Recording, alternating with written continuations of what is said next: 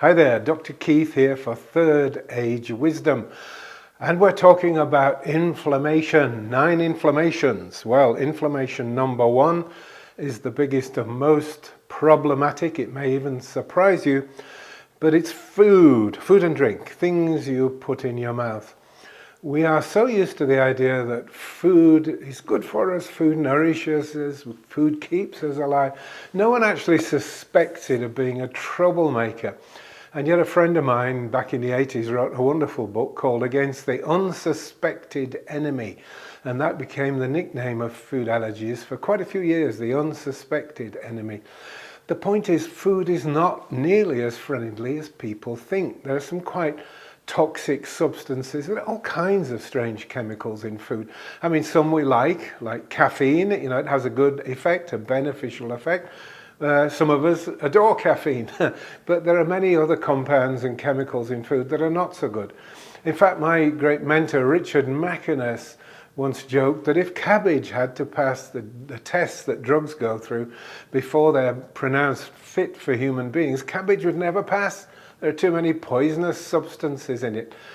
Carrots, for example, everyone would think of carrots as really healthy, carrot juice, juicing, smoothies. There is a nerve toxin in carrot it's called keratotoxin, and it's related to the organophosphate pesticides or nerve gas. It's not good.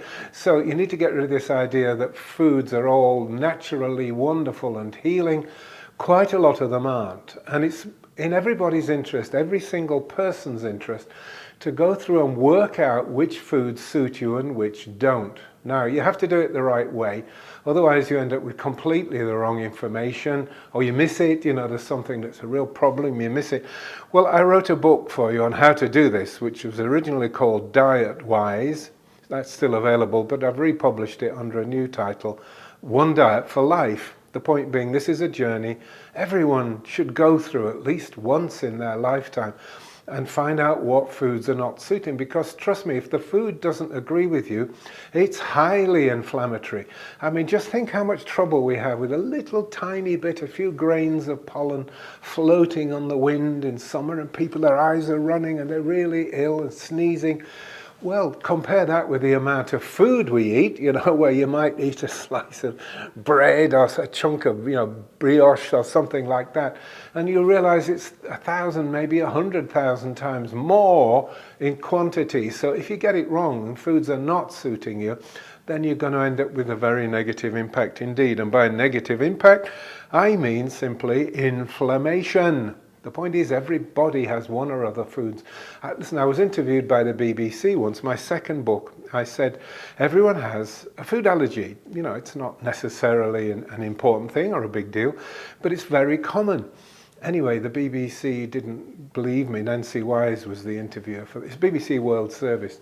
And they went out on the streets with a microphone on the streets of London and stopped people. Now, asking the right question, they found that 18 out of 20 people in fact reacted to food. They didn't consider it a food allergy. People would say, well, no, I don't have a food allergy. Mind you, I can't eat chocolate, it gives me migraines. Or I can't eat onions, otherwise my joints swell and they go stiff. But I don't have a food allergy. Well, of course, what do you think those are? If they're not food allergies, it's something that food does to you. And it can inflame your joints, you get arthritis, it can inflame your head, you get migraine, inflame your gut, and you get colitis, inflame your lungs, you get asthma.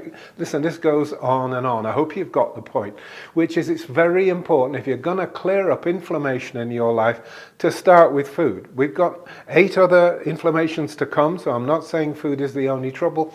But food is the best, the most likely, and the easiest to fix. Just stop eating the food, for heaven's sake.